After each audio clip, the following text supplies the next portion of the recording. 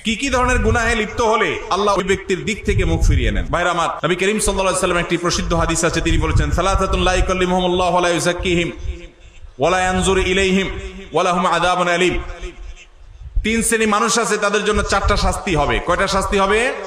চারটা। কয় শ্রেণী মানুষের জন্য?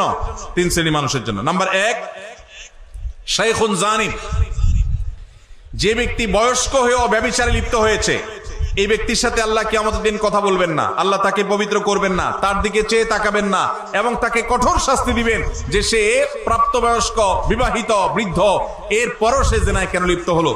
নাম্বার 2, ওয়া মালিকুন কাযযাব, যেই রাজা, যেই শাসক প্রজাদের সাথে মিথ্যা কথা বলে, প্রতারণা করে, ডাহা ডাহা মিথ্যা কথা বলে, এরকম বাদশা, এরকম রাজা, এরকম শাসক, তাদেরকে নবী সাল্লাল্লাহু আলাইহি ওয়াসাল্লাম বলেছেন কিয়ামতের দিন আল্লাহ তাদের সাথে কথা বলবেন না, তাদের গুনাহগুলোকে মাফ করবেন না, পবিত্র করবেন না, এবং আল্লাহ তাদের দিকে তাকাবেন না, চেয়ে দেখবেন না, এবং তাদের জন্য কঠোর শাস্তি রয়েছে। আর 3 নম্বর হলো ওয়াইলুন মুস্তাকবির, যেই গরিব পরিবার, মানুষটা গরিব আবার অহংকার করে, তো এই ব্যক্তিকেও আল্লাহ রাব্বুল আলামিন কিয়ামতের ময়দানে এই শাস্তিগুলো দিবেন।